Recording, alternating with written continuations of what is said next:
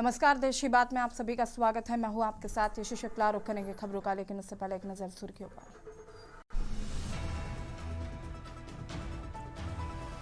अमरनाथ में एकनाथ शिंदे के साथ खेला, बीजेपी कांग्रेस ने मिलाया हाथ, गठबंधन से सब हैरान। सुकमा में 26 नक्सलियों ने किया सरेंडर, 13 माओवादियों पर था 65 लाख का इनाम, 7 महिलाएं भी शामिल। यूपी में राज्यकर्मियों को मानव संपदा पोर्टल पर 31 जनवरी तक देना होगा संपत्ति का ब्यौरा, सीएम योगी ने दिया आदेश। अंकिता भंडारी के माता पिता से जल्द मुलाकात करेंगे मुख्यमंत्री धामी, जांच को लेकर करेंगे बात।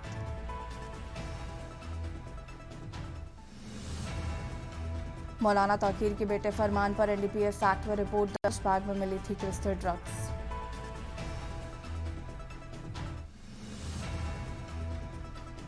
देश के कई हिस्सों में ठंड का कहर जारी, कई ट्रेनें रद्द। आप देख रहे हैं के न्यूज, खबरों का सारथी। खबर अंबिकापुर से है, जहां पर नगर निगम के कर्मचारियों पर फुटपाथ पर दुकान लगाने वाले विक्रेताओं के साथ दुर्व्यवहार करने और बिना रसीद के शुल्क के नाम पर अवैध उगाही करने के गंभीर आरोप लगे हैं। दुकानदारों का कहना है कि पैसे नहीं देने पर उन्हें दुकान लगाने नहीं दिया जाता है, जबकि नगर निगम के राजस्व विभाग ने स्पष्ट निर्देश जारी किए हैं कि फुटपाथ विक्रेताओं से प्रतिदिन 10 रुपये शुल्क लिया जाए और इसके बदले अनिवार्य रूप से रसीद प्रदान की जाए।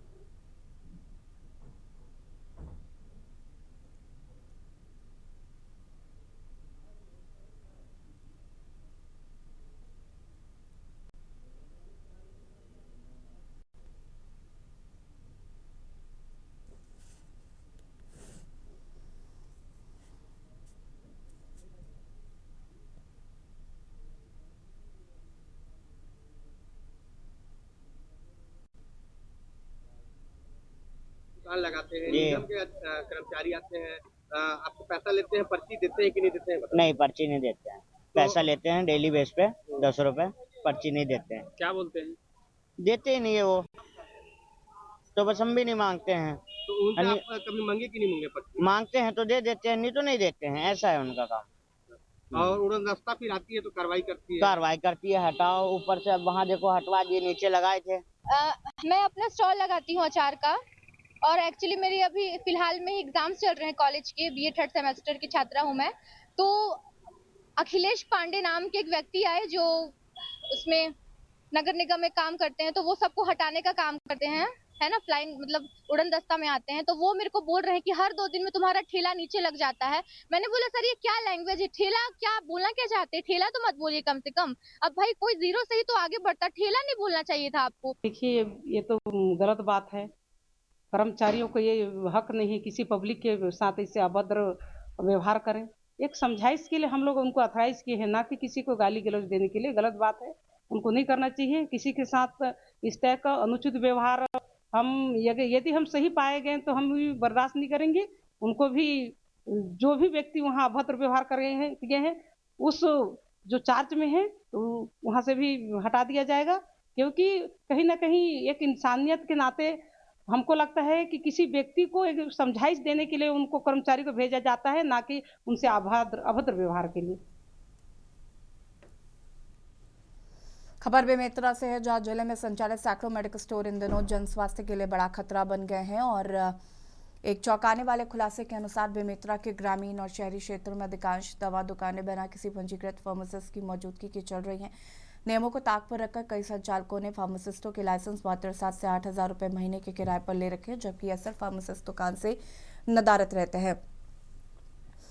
खाद्य एवं औषधि प्रशासन विभाग की कार्यप्रणाली पर भी गंभीर सवाल उठ रहे हैं। विभाग के पास इस बात का कोई ठोस डेटा उपलब्ध नहीं है कि कितनी दुकानों में फार्मासिस्ट स्वयं मौजूद हैं और कितनी किराए के लाइसेंस पर आधारित है। किसी भी मेडिकल स्टोर पर दवा का वितरण केवल पंजीकृत फार्मासिस्ट की देखरेख में ही होना चाहिए। यदि फार्मासिस्ट उपस्थित नहीं है तो दवा का लेन देन अवैध है।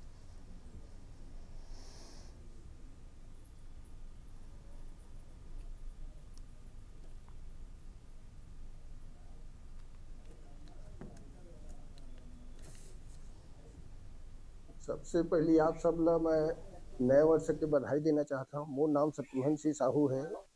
मैं शारदा मेडिकल स्टोर दुर्ग रोड सिहौरी के प्रोप्राइटर हूँ। मैं विगत 30 साल से ये मेडिकल के व्यापार में जुड़े हूँ और काफ़ी मोला मेडिकल के अनुभव है। मैं एक फार्मासिस्ट भी हूँ और आप मन के जिन बात है कि गाँव मेडिकल स्टोर खुला थे, ये प्रतिस्पर्धा है। व्यक्ति बेरोजगार है, बेरोजगार हो साथ साथ ये जिन फार्मासिस्ट करत है, कोई अन्य व्यापार में जाते है तो प्रतिस्पर्धा तो बढ़ना है। लेकिन जिन तरह से मेडिकल व्यापार में आज भर्रा शाही दूसर के लाइसेंस लेके किराया में संचालित करत है, न वो जानकारी है दवा के बारे में, तो ये मानव जीवन के साथ एक खिलवाड़ है। जिस प्रकार से बेमेतरा में अभी लगातार मेडिकल और सब दवाई दुकान खुल रही हैं, उस हिसाब से मैं ये कहना चाहूँगा कि आजकल लोग मेडिकल खोल तो लेते हैं लेकिन वहाँ खुद नहीं बैठते। वो फार्मासिस्ट को हायर करते हैं और उनके भरोसे छोड़ के जाते हैं दुकान, उनके भरोसे चलते हैं। तो इस प्रकार से अभी ऐसा नियम लागू करना चाहिए कि इस दायरे में इतना मेडिकल खुले, इस दायरे में उतना मेडिकल खुले। तो इस हिसाब से थोड़ा सा। खबर मैहर से है, जहां पर जिले के भटूरा गांव से एक बेहद चिंताजनक तस्वीर सामने आई। खदानों में हो रही लगातार ब्लास्टिंग ने ग्रामीणों की जिंदगी खतरे में डाल दी है। घरों की दीवारों में दरारें पड़ चुकी हैं और हैरानी की बात है कि शासकीय विद्यालय भी इसकी चपेट में है। सवाल यह है कि अगर कोई बड़ा हादसा हुआ तो इसकी जिम्मेदारी कौन लेगा। ये तस्वीरें भटूरा गांव के आसपास की खदानों में हो रही लगातार ब्लास्टिंग से ग्रामीणों के घर जर्जर हो चुके हैं। दीवारों में गहरी दरारें हैं, छतें कमजोर हो गई हैं और लोग हर ब्लास्ट के साथ दहशत में जीने को मजबूर हैं।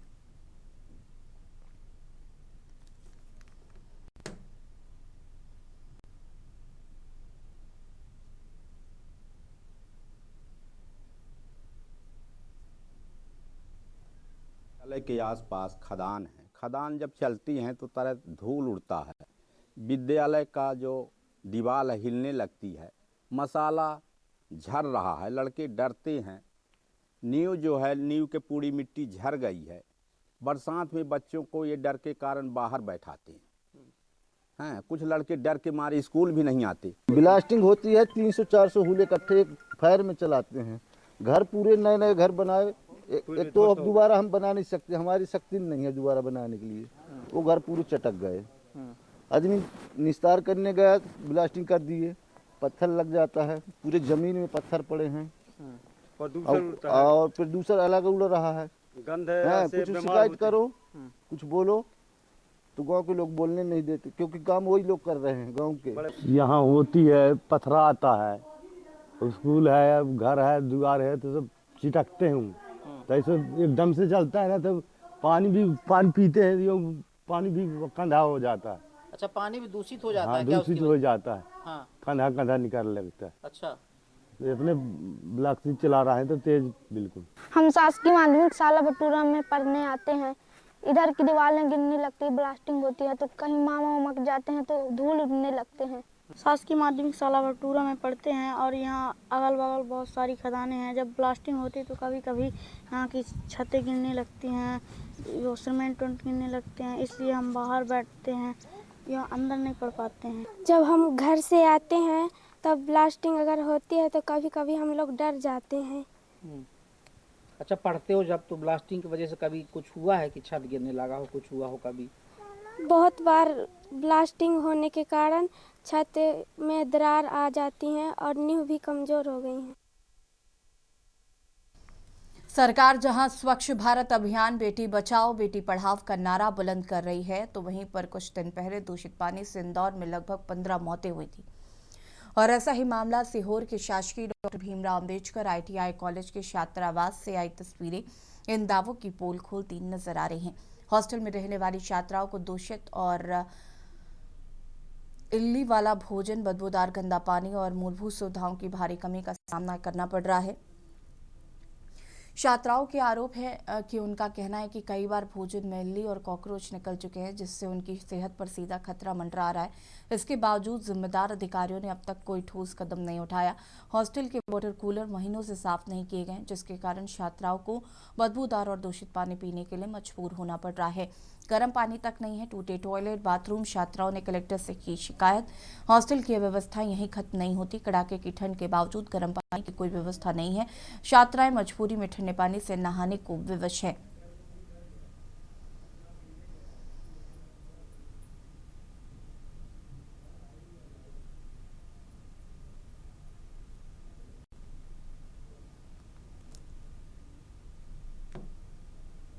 खाने को लेकर जो उन्होंने शिकायत की थी, तो अभी हमने आके खाना टेस्ट किया, उनके साथ हमने खाना भी खाया। हमारे यहाँ जो भोजन निगरानी समिति है, उन्होंने सबने, और मैंने भी आया और मैं साथ में उनके खाना खाया।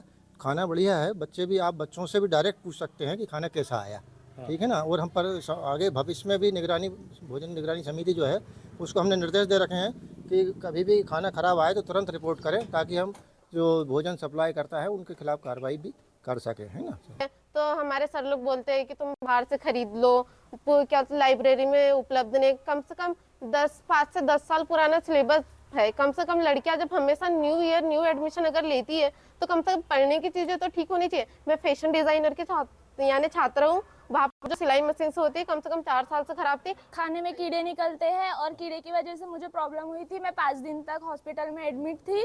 उस चीज़ से भी क्या बोलते तो किसी को कोई फर्क नहीं पड़ा। प्रिंसिपल को बोला, प्रिंसिपल ने डायरेक्ट मना किया। प्रिंसिपल के पास जाते हैं तो प्रिंसिपल डायरेक्ट भगा देते हैं। और क्या बोलते तो हम यही चाहते हैं कि हमारे मतलब सर वगैरह सुन नहीं रहे हैं, तो यहाँ से हमारी सारी मांगे पूरी करें और हमें अच्छी से अच्छी व्यवस्था प्रदान करें। हमारे मतलब हॉस्टल में भी पूरी साफ सफाई नहीं है। हम जब से ITI बनी है, लगता नहीं उसको देख कर कि उसकी मरम्मत हुई है। हमें डर लगता है कि वो गिर ना जाए, और कभी एक हादसा हुआ भी जिससे हम बच चुके हैं। यकीन हो तो आप सबसे पूछ सकते हैं। बाकी और खाने में इल्लियाँ निकलती है। हम ऐसा खाना खाते हैं सर, कोई खा कर दिखाए ऐसा खाना, हम लोग वो खाना खाते हैं। और वाटर कूलर के आप हाल देखेंगे ना, तो आप खुद कहेंगे कैसा पानी पीते हैं।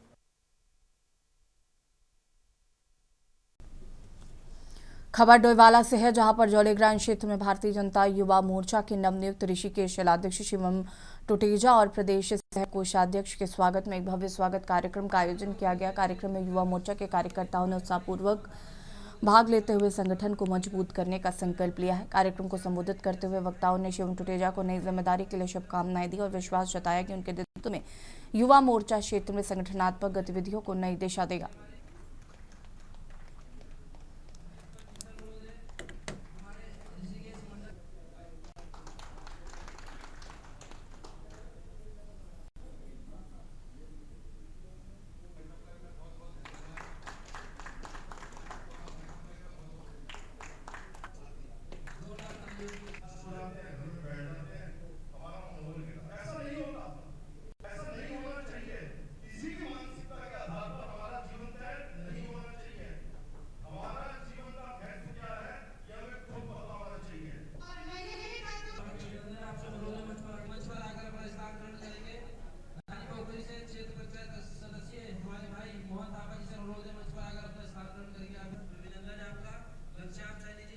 सर्वप्रथम तो मैं अपने शीर्ष नेतृत्व का आभार व्यक्त करता हूं कि मुझे इतनी बड़ी जिम्मेदारी के लायक उन्होंने समझा।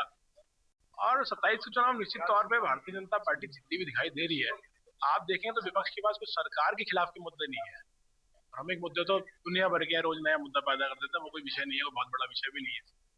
लेकिन हाँ, ये जरूर है कि जिस मुद्दे पे वो राजनीति करना चाह रहे हैं, वो बहुत लंबे समय तक इस राजनीति को कर नहीं पाएंगे। क्योंकि कल आपने देखा होगा जिस प्रकार से हमारे मुख्य सेवक, हमारे प्रदेश के मुख्यमंत्री आदरणीय पुष्कर सिंह धामी जी ने प्रेस कॉन्फ्रेंस में उन सबकी राजनीति एक झटके में खत्म कर दी। दोबारा कहना चाहता हूं कि जब भाजपा पद देती है तो उससे पहले ही उसको जिम्मेदारी के रूप में बता देती है कि आपकी जिम्मेदारी क्या रहेगी। अब जैसे 2027 में चुनाव आने वाला है, 2026 आ चुका है, 2027 कब आ जाएगा हमें पता नहीं चलेगा। और युवा मोर्चा की बहुत ही अहम भूमिका भारतीय जनता पार्टी को रहती है। और निश्चित मैं आपके माध्यम से बताना चाहूंगा कि युवा मोर्चा बहुत अधिक से अधिक मतों से भारतीय जनता पार्टी को जितवाएगी और निश्चित रूप से हमारी 2027 में पार्टी जीतकर आएगी। खबर रुड़की से है, जहां पर रानी लक्ष्मीबाई पार्क के पास गांधी वाटिका के सामने गंग नहर में एक अज्ञात व्यक्ति का शव मिलने से इलाके में हड़कंप मच गया है। सूचना मिलते ही सिविल लाइन कोतवाली पुलिस मौके पर पहुंची। पुलिस ने गोताखोरों और जलवीर मोनू की मदद से शव को गंग नहर से बाहर निकलवाया। इसके बाद शव को पोस्टमार्टम के लिए सिविल अस्पताल भेज दिया गया है। प्राथमिक जांच में मृतक के चेहरे और शरीर पर गहरे चोट के निशान पाए गए हैं, जिससे हत्या की आशंका और भी गहरा गई है। जब तक डिमांड रहेगी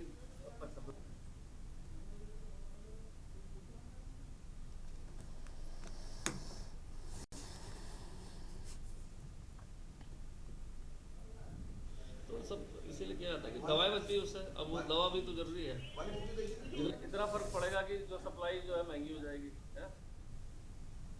अभियान जब चलता है तो मेन जो उसका फोकस था कि जो इस तरह के बड़े तस्कर हैं जो ऑर्गेनाइज रूप से क्राइम कर रहे हैं, खासकर उत्तराखंड में बाहरी प्रदेशों से आके यहाँ पर ड्रग्स बेच रहे हैं। इस अभियान के तहत सभी मेन अपराधी जो इसमें मुख्य रूप से जो एक रैकेट के रूप में, एक ऑर्गेनाइज संगठन के रूप में जो काम कर रहे थे इस रैकेट ड्रग्स माफिया, उन पर काफ़ी सारी कार्रवाई एसटीएफ के द्वारा, एएनटीएफ जो है और जिला पुलिस द्वारा की गई है। अब जो इसमें जो सेकंड फेज का है उसमें जो जन जागरूकता है उसको ज़्यादा फोकस किया गया है, क्योंकि जिस तरह से युवा कहीं ना कहीं नशे की लत में फंस जाते हैं तो उसमें जो छोटे छोटे पैडलर्स हैं उनको भी चिन्हित करके कार्रवाई की जाएगी। मुख्यमंत्री उत्तराखंड के ड्रग्स फ्री देवभूमि मिशन को साकार करने की दिशा में नैनीताल पुलिस को बड़ी सफलता मिली है।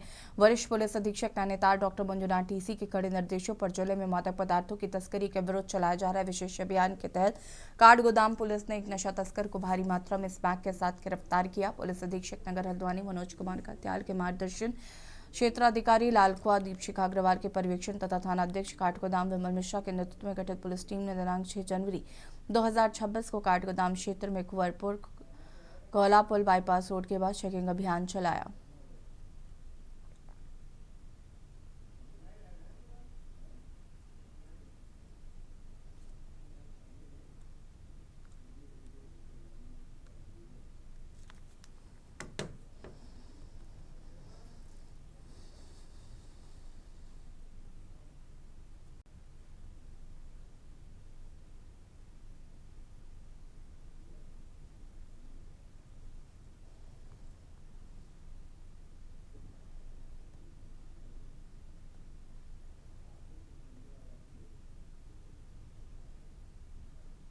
राज्य सरकार और डीजी साहब और आईजी मैडम की तरफ से लगातार नशे के विरुद्ध कार्रवाई करने के निर्देश हमें प्राप्त होते रहते हैं।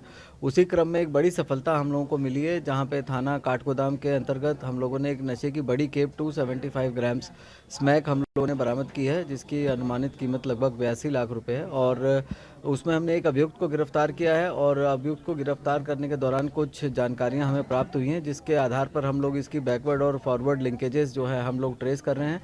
और ये अभियुक्त जो है इसका आपराधिक इतिहास भी है, पहले भी ये नशे के कारोबार में एक बार जेल जा चुका है पिथौरागढ़ जनपद से। रुद्रपुर शहर में ध्वनि प्रदूषण को रोकने और उच्च न्यायालय के आदेशों का सख्ती से पालन कराने के लिए महापौर विकास शर्मा के संज्ञान पर नगर निगम और पुलिस की संयुक्त टीम ने अभियान चलाया है। महापौर के कड़े रुख के बाद टीम ने शहर के विभिन्न मस्जिदों में निर्धारित डेसिबल से अधिक आवाज में बताए जा रहे लाउडस्पीकरों को तुड़वा दिया। इस दौरान धार्मिक संस्थाओं को स्पष्ट चेतावनी दी गई कि यदि भविष्य में मानकों का उल्लंघन हुआ तो और भी वैधानिक कार्रवाई अमल में लाई जाएगी।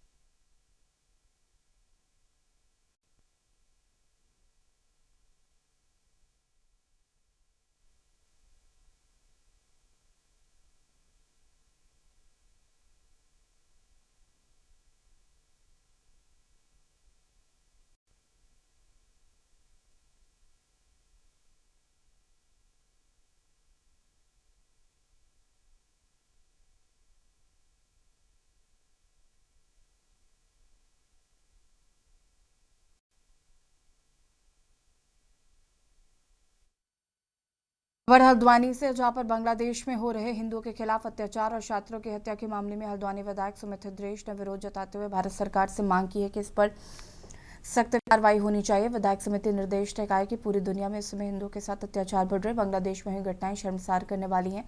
ऐसे में वैश्विक स्तर पर भारत नागरिकों को सम्मान मिले, इसकी मांग कांग्रेस प्रधानमंत्री से करेगी।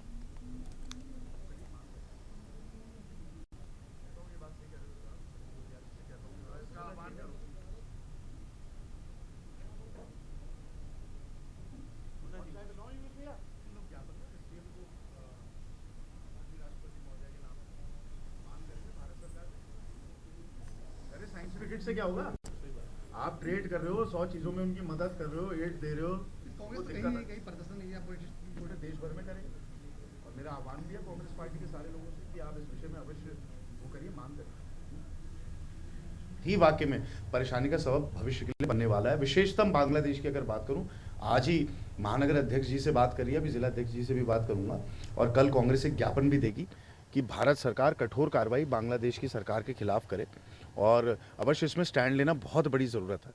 पूरे विश्व में भी भारतीय जहाँ जहाँ जिन देशों में बसे हुए हैं उनके साथ बड़ा तगड़ा भेदभाव करा जा रहा है, हिंसा करी जा रही है। आखिरकार पूरा विश्व एक टापू है और मानवता यहाँ पे बची रहे, इसके लिए कौन शांति दूत बनकर आएगा, ये विश्व की आंखें उसकी तरफ ताक मार रही हैं। खबर विकासनगर से है, जहां पर अंकिता भंडारी प्रकरण पर जनता का आक्रोश थमने का नाम नहीं ले रहा, जिसके चलते जहां एक और तमाम विपक्षी दल और सामाजिक संगठन इस मामले में सीबीआई जांच की मांग को लेकर सड़कों पर नजर आ रहे हैं। सत्ताधारी दल भाजपा के पदाधिकारी अपना बचाव करते हुए नजर आ रहे हैं। इसी क्रम में सलाकोई के जमनपुर में आम इंसान विकास पार्टी के राष्ट्रीय अध्यक्ष अकील अहमद की अगुवाई में स्थानीय लोगों ने अंकिता भंडारी प्रकरण की सीबीआई जांच कराए जाने की मांग को लेकर कैंडल मार्च निकाला। अंकिता की आत्मा की शांति के लिए 2 मिनट का मौन रखकर से श्रद्धांजलि दी।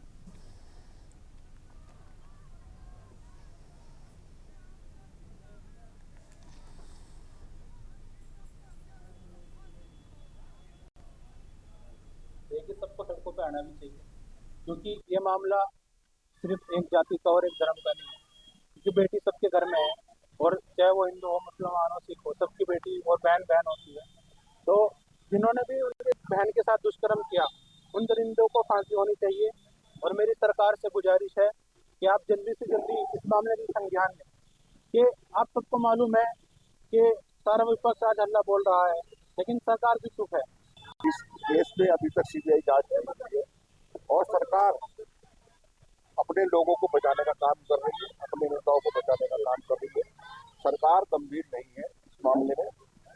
आज भी पूरे प्रदेश के अंदर जो है अंकिता भंडारी को लेकर जो है सभी दल, राजनीतिक दल सड़कों पे है और उनकी सबकी मांग ये है कि अंकिता भंडारी को इंसाफ मिले।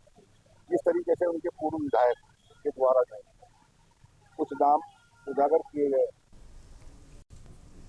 खबर कोटद्वार से है, जहां पर कांग्रेस पार्टी ने भाजपा पर दुष्यंत कुमार की जाति को लेकर आरोप लगाया है। कोटद्वार महानगर कांग्रेस अध्यक्ष मीना बछवाड़ ने भाजपा पर आरोप लगाते हुए कहा कि दुष्यंत कुमार गौतम दलित समाज से आते हैं, उस पर तो भाजपा खूब राजनीति कर रही है, लेकिन क्या कभी अंकिता भंडारी की जाति पूछी, कभी वह किस जाति से आती है? लिहाजा भाजपा उत्तराखंड में जाति वाला कार्ड ना खेले, इसी में उसकी भलाई है।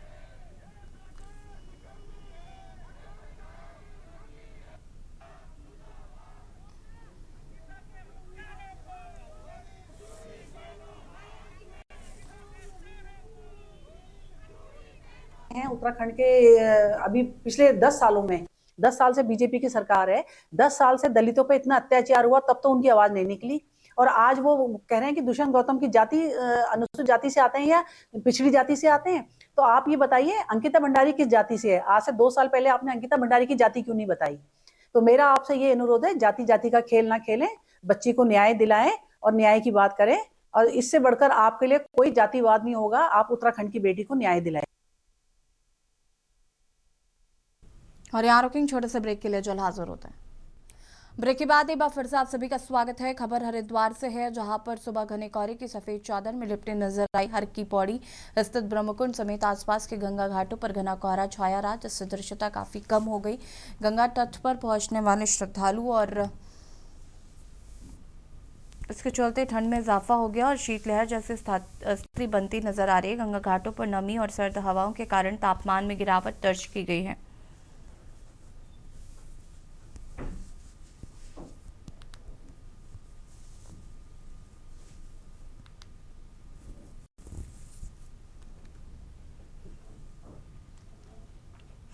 खबर रुड़की से है, जहां पर धामी सरकार की अवैध निर्माणों के खिलाफ मुहिम अब तेज रफ्तार पकड़ चुकी है। कलियर में अवैध मजार पर प्रशासन का बुलडोजर गरजा, जहां सरकारी जमीन पर बने अतिक्रमण को जमींदोज किया गया। उत्तराखंड सरकार के निर्देश पर हरिद्वार जिला प्रशासन ने सुबह बड़ी कार्रवाई की। पिरान कलियर थाना क्षेत्र में सिंचाई विभाग की सरकारी भूमि पर बनी एक अवैध मजार को बुलडोजर चलाकर ध्वस्त कर दिया गया। ज्वाइंट मजिस्ट्रेट दीपक रामचंद्र शेठ ने कहा कि यह कार्रवाई न्यायालय के आदेशों के अनुपालन में ही की गई है।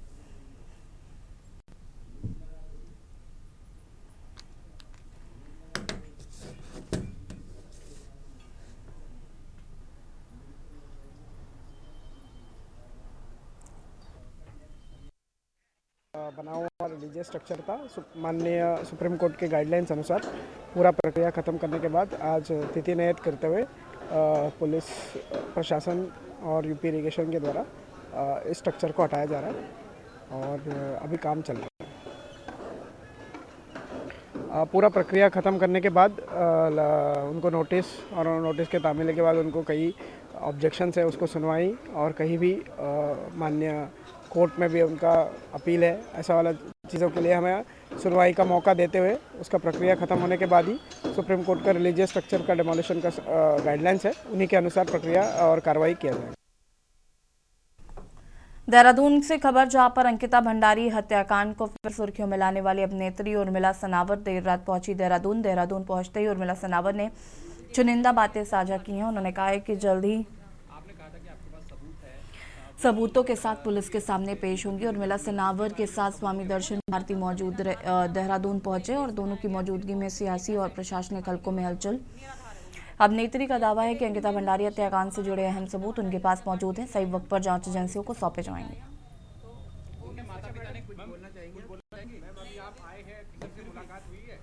अभी किसी से मुलाकात तो अभी आप पुलिस के पास जाएंगे या कहाँ पे अभी जाएंगे? अभी देखिए, जैसे भी दर्शन भारती जी साथ में जो भी होगा। खबर देहरादून से है, जहां पर कौशल विकास एवं सेवा योजन मंत्री सौरभ बहुगुणा की उपस्थिति में राजकीय औद्योगिक प्रशिक्षण संस्थान निरंजनपुर से राज्य के 13 ITI संस्थानों के लिए इलेक्ट्रिक व्हीकल प्रशिक्षण हेतु टाटा टेक्नोलॉजी द्वारा उपलब्ध कराए गए इलेक्ट्रिक व्हीकल टाटा इसको हरी झंडे दिखाकर रवाना किया गया है। ये पहल इंडस्ट्री पार्टनर्स के साथ हुए MOU के तहत राज्य के युवाओं को रोजगारोन्मुखी और अत्याधुनिक तकनीकी प्रशिक्षण देने के उद्देश्य से की जा रही है।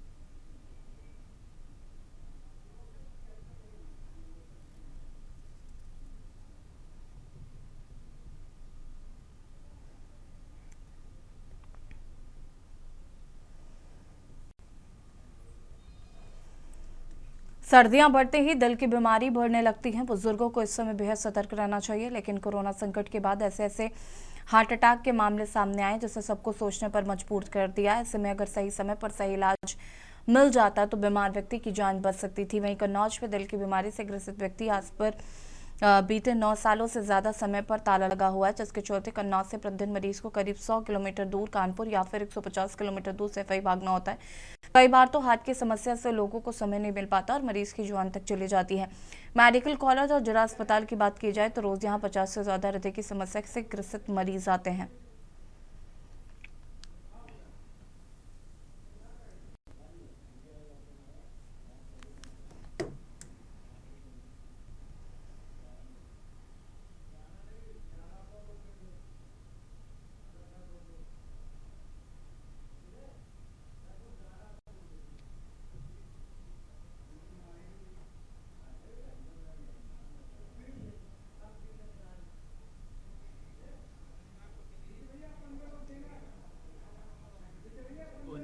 से के कार्यकाल में तो उन्होंने इसका शायद 2013 में शिलान्यास किया था और 2016 में डिम्पल यादव जी ने इसका उद्घाटन किया था और ये कार्डियोलॉजी और कैंसर इंस्टीट्यूट मेडिकल कॉलेज को हैंडओवर किया। लेकिन उसके बाद 2017 में सरकार जाने के बाद आज तक भारतीय जनता पार्टी की सरकार ने इसको चालू नहीं किया, केवल चंद डॉक्टर और कुछ मेडिकल स्टाफ की कमी की वजह से कोई चालू नहीं किया। कई बार इसमें हाईकोर्ट में भी रिट दायर की गई, कई बार आंदोलन हुए, कई बार संपर्क किया गया और यहाँ उप मुख्यमंत्री और स्वास्थ्य मंत्री ब्रजेश पाठक जी आए कई बार, लेकिन उन्होंने कुछ भी नहीं किया। केवल समाजवादी पार्टी या अखिलेश यादव से चिढ़ की वजह से तो उत्तर प्रदेश सरकार ने इसको चालू नहीं किया। हमारा नाम जीतू है, हम मामा है हम आए थे यहाँ जिला अस्पताल, तो भैया यहाँ पे डॉक्टर साहब ने हमको रिफर कर दिया FI के लिए। यही सुविधा हमारी है। क्या दिक्कत थी? दिक्कत हमारे मामा की चेस्ट में दर्द हो रहा है, तो उनको हार्ट की दिक्कत है।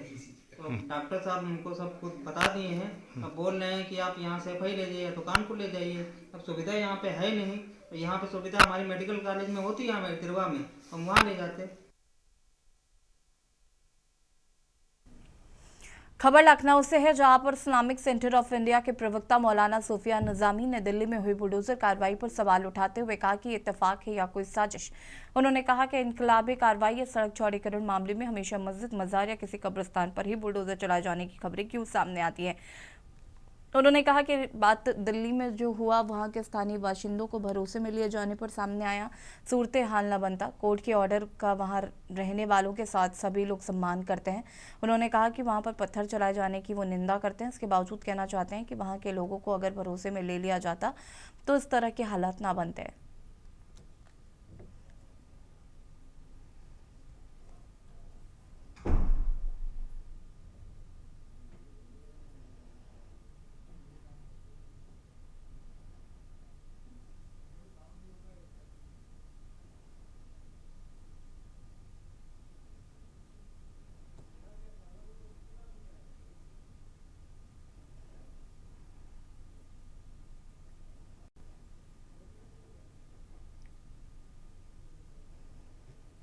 महज इत्तेफाक है या एक साजिश है कि जब भी इंतजामी कार्रवाई या सड़क के चौड़ीकरण का कोई मामला आता है तो ये खबर क्यों आती है कि कोई मस्जिद या मज़ार या कब्रिस्तान के करीब ही बुलडोज़र चलाया गया। जाहिर सी बात है कि जो रात में हुआ है दिल्ली के अंदर, अगर वहाँ के मकामी लोगों को कॉन्फिडेंट में भरोसे में ले लिया जाता तो मुझे लगता है कि इस तरीके की सूरत हाल सामने ना आती। कोर्ट के ऑर्डर का हम सब सम्मान करते हैं और वहाँ के मकामी लोग भी सम्मान करते हैं, लिहाजा अगर कॉन्फिडेंट मिले कि कोई कार्रवाई की जाती तो यकीनी तौर पर उसका रिजल्ट बेहतर होता। दवाई नगर क्षेत्र में हुए दर्दनाक सड़क हादसे में 55 वर्षीय महिला के ट्रक के नीचे आने से मौके पर मौत हो गई। जानकारी के अनुसार मृतका के पति खलील खान निवासी बिलोन अपनी पत्नी को दिखाने के लिए स्कूटी से भीमपुर दराहा स्थित अस्पताल जा रहा था। महादेव चौराहे से पहले स्कूटी का हैंडल अचानक एक ट्रक से टकरा गया, जिससे स्कूटी का संतुलन बिगड़ गया और महिला ट्रक के नीचे आ गई। हादसा इतना भीषण था कि महिला की मौके पर ही मौत हो गई। घटना की सूचना पर डिवाई पुलिस मौके पर पहुंची और आवश्यक कार्रवाई शुरू की।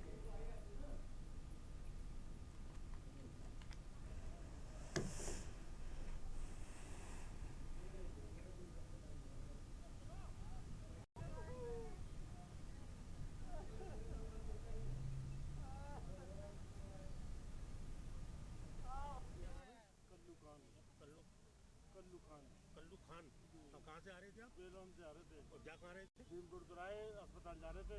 ये आपकी कौन है जी? वो हैंडी जब टकराया ना, वो ट्रक पास में आ गया तो उसके पिछले पहिए पर आ गई।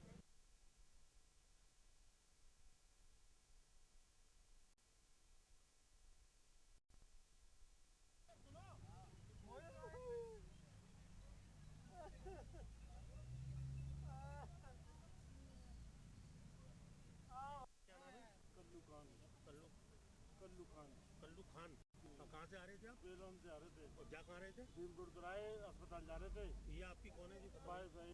वो हैंडी जब टकराया ना, वो ट्रक पास में आ गया तो उसके पिछले पहिए पर आ गई।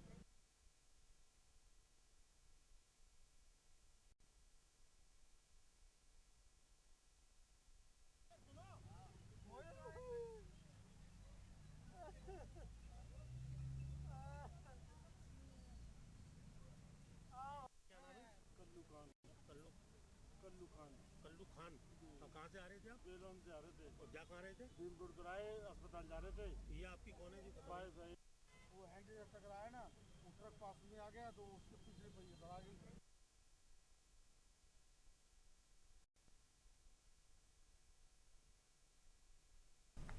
कानपुर में कारोबार को उड़ान देने के लिए सूक्ष्म लघु एवं मध्यम उद्यमों के तेज विकास, विस्तार एवं पूंजी बाजार तक पहुंच को ध्यान में रखते हुए एमएसएमई आईपीओ जागरूकता कार्यक्रम का आयोजन होटल लैंडमार्क में किया गया। यहां कार्यक्रम उद्योगों को नई ऊंचाई देने, निवेश के अवसर बढ़ाने और व्यवसाय को राष्ट्रीय स्तर पर ले जाने की दिशा में एक महत्वपूर्ण कदम है। कार्यक्रम में अतिथि के रूप में कानपुर लोकसभा सांसद रमेश अवस्थी, कैबिनेट मंत्री राकेश दचान व मुख्य अतिथि के रूप में नेशनल स्टॉक एक्सचेंज के प्रबंधक निर्देशक आशीष चौहान, डीएम जितेंद्र प्रताप सिंह सम्मिलित हुए।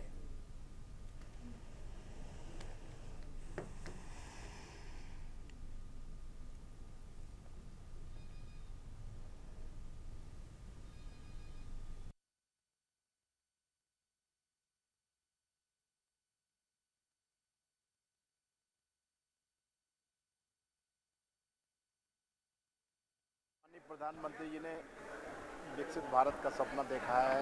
2047 तक भारत विकसित राष्ट्र बने, ऐसा उन्होंने संकल्प लिया है।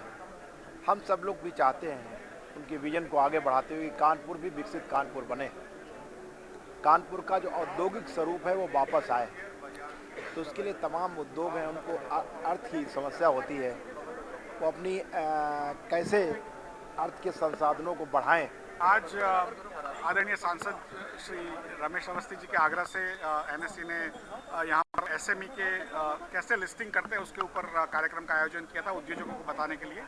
और उसमें ये बताने के लिए मैं आया था कि कानपुर उत्तर प्रदेश का सबसे बड़ा औद्योगिक शहर है और उसको अगले 22-25 सालों में जब भारत 100 साल आज़ादी का अचीव करता है तब तक। खबर बलिया से है, जहां पर जिला अस्पताल में सी आर्म मशीन 8 महीने से खराब है और इससे जटिल ऑपरेशन बंद है। सिर्फ छोटे ऑपरेशन हो रहे हैं। हड्डी के जटिल सहित अन्य बड़े ऑपरेशन के लिए मरीजों को निजी अस्पताल जाना पड़ रहा है, जबकि अस्पताल में 5 सर्जन 4 ऑर्थो सर्जन तैनात है। 32 अस्पतालों में 27 पर ऑपरेशन नहीं होते। शासन की ओर से सी आर्म मशीन खरीदने के लिए 19 लाख रुपए जारी हुए हैं, लेकिन अब तक खरीदारी नहीं हुई है। जिला अस्पताल में 5 सर्जन 4 ऑर्थो सर्जन है। इसके अलावा 4 सर्जन सीएससी पीएससी पर तैनात है।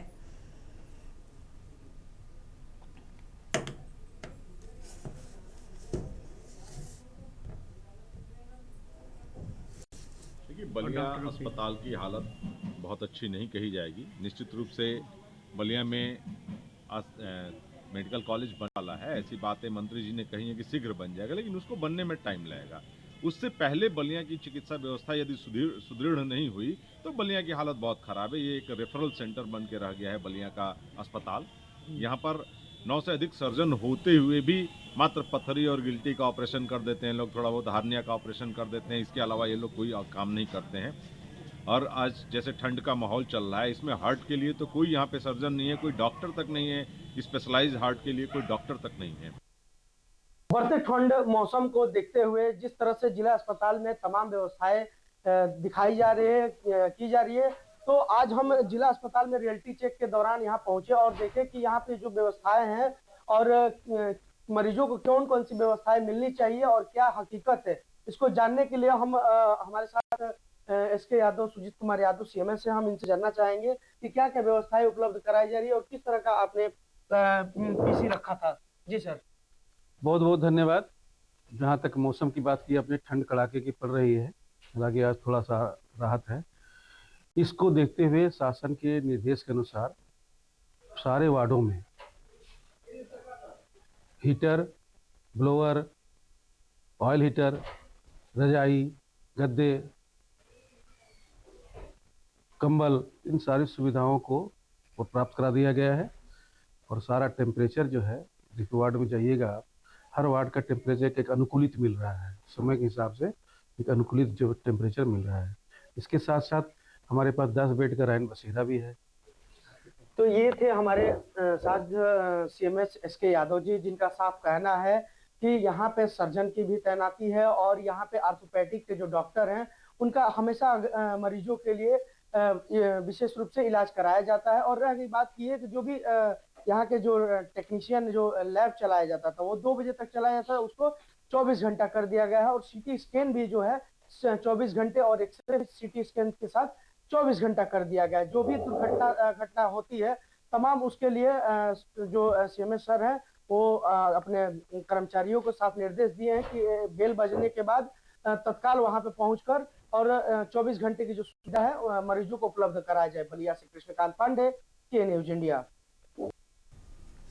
आगरा विकास प्राधिकरण का अवैध निर्माणों पर लगातार एक्शन जारी है। आगरा के ताजगंज वार्ड में फिर दिखा प्राधिकरण का एक्शन। ताजगंज वार्ड में 2 स्थानों पर ध्वस्तीकरण और सीलिंग की कार्रवाई की गई। ताजगंज वार्ड में बिना नक्शा पास कराए गए 7000 मीटर में बन रही अवैध कॉलोनी पर प्राधिकरण का बुलडोजर गरजा। प्राधिकरण के पीले पंजे ने सड़क बाउंड्री और अन्य निर्माण को ध्वस्त किया है, जबकि ताजगंज के शहीद नगर में बिना नक्शा पास कराए किए जाने निर्माण को सील किया गया है।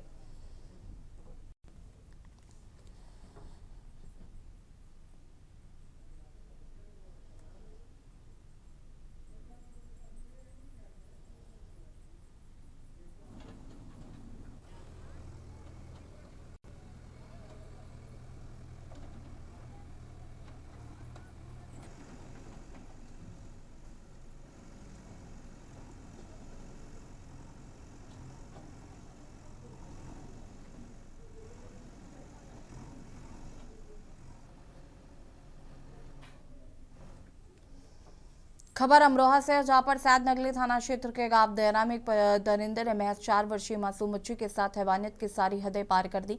आरोपी दरिंदे ने मासूम बच्ची रिया को पहले लालच दिया, फिर उसे नहर के पास से गया, जहां उसने इस जघन्य वारदात को अंजाम दिया। घटना के बाद हैवान बच्ची को गंभीर हालत में छोड़कर मौके से फरार हो गया। घटना की जानकारी मिलते ही परिजनों में कोहराम मच गया। मासूम को गंभीर हालत में उपचार के लिए अस्पताल में भर्ती कराया गया है।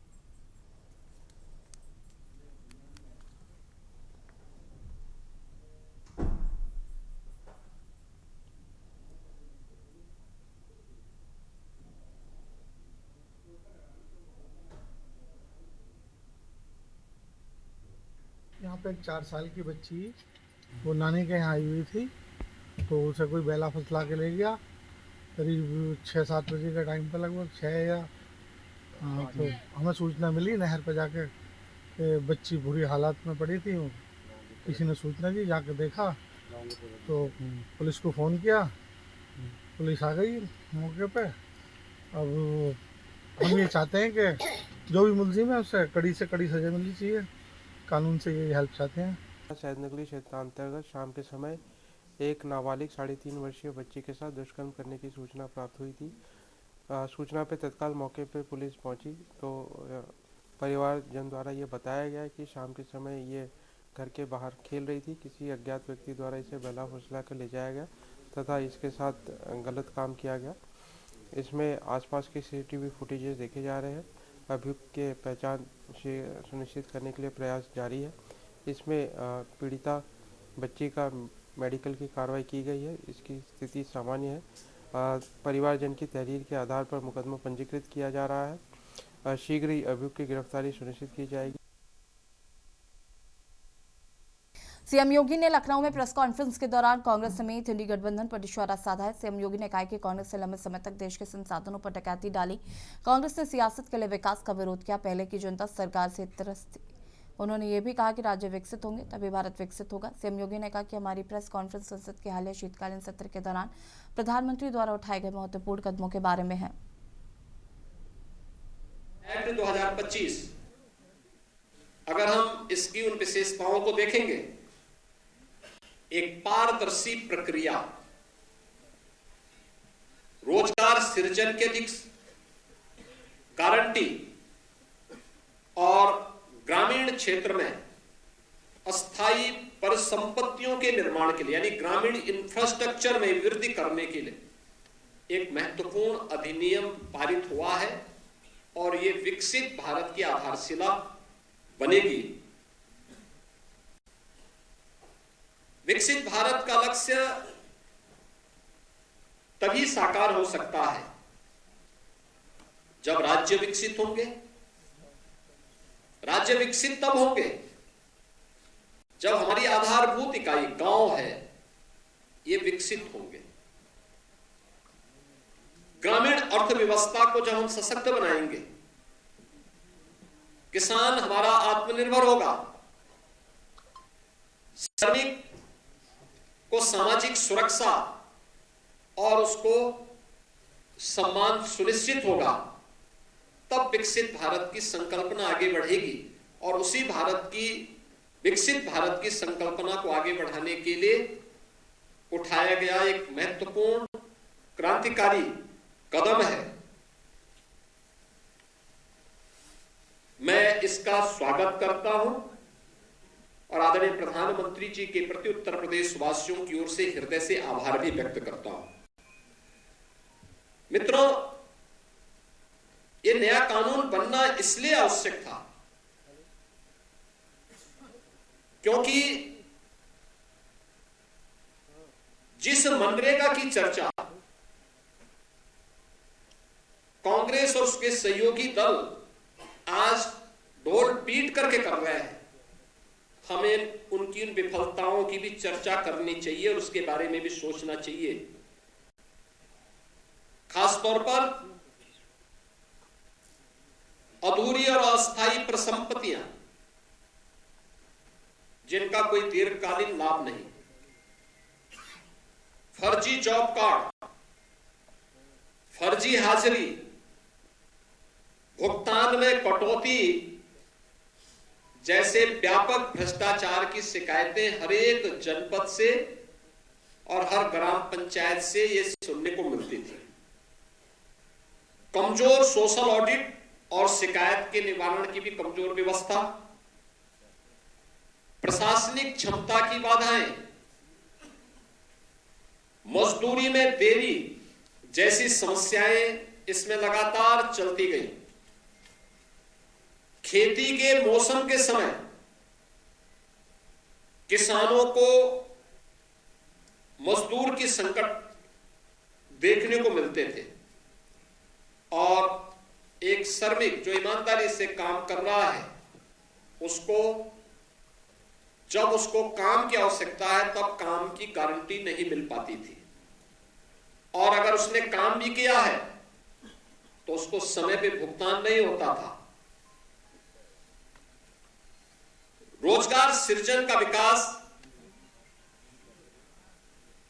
और अस्थायी परिसंपत्तियों के निर्माण का एक अस्थायी मैकेनिज्म इस योजना से बनाने में पूरी तरह विफल रही है, और इसलिए अब नए संशोधन में रोजगार की गारंटी 100 दिन से बढ़ाकर के 125 दिन किया गया है। साप्ताहिक वेतन यानी साप्ताहिक भुगतान होगा। ऐसा नहीं कि महीनों और वर्षों लग रहे हैं, अब हर सप्ताह लेबर ने काम किया तो साप्ताहिक उसे भुगतान होगा, और देरी होगी तो इसका मुआवजा भी देना होगा, यानी उसके लिए अतिरिक्त उसको ब्याज देना होगा। समय पर काम नहीं मिलने पर बेरोजगारी भत्ता अब कानूनी अधिकार हो गया है। यानी अगर कोई व्यक्ति कहता साहब मुझे काम चाहिए और काम नहीं दे रही है ग्राम पंचायत, तो उसके बदले में उसको भत्ता की गारंटी होगी। खेती के मौसम में किसानों को मजदूरों की कमी न हो, इसके लिए राज्यों को बुआई और कटाई के समय 60 दिन तक कार्य का विराम देने का अधिकार भी राज्यों को दिया गया है। राज्य तय करेंगे कि कब खेतीबाड़ी का समय है। निर्वाचन आयोग ईसीआई विशेष गहन पुनरीक्षण एसआईआर प्रक्रिया के तहत उत्तर प्रदेश की ड्राफ्ट मतदाता सूची जारी कर दी गई है, और ये ड्राफ्ट सूची पहले 31 दिसंबर को प्रकाशित की जानी थी, लेकिन अब संशोधित कार्यक्रम के अनुसार आयोग की वेबसाइट पर पब्लिश किया गया है। रिवीजन के बाद यूपी में वोटर लिस्ट में 2.89 करोड़ नाम कटेंगे। उत्तर प्रदेश के मुख्य निर्वाचन अधिकारी नवदीप रढ़वा ने बताया कि दावे और आपत्तियां दर्ज कराने की अवधि 6 जनवरी से 6 फरवरी 2026 तक तय की गई है। वहीं 6 जनवरी से 27 फरवरी 2026 तक नोटिस अवधि के दौरान प्राप्त सभी दावों और आपत्तियों का निस्तारण किया जाएगा। मुख्य निर्वाचन अधिकारी ने बताया कि मतदाता सूची पुनरीक्षण से जुड़े सभी गणना प्रपत्र एन्यूमरेशन फॉर्म प्राप्त कर लिए गए हैं और उनका डिजिटलीकरण भी पूरा कर लिया गया है। और देश की बात में फिलहाल इतना ही। देखते रहिए के न्यूज़ इंडिया। नमस्कार।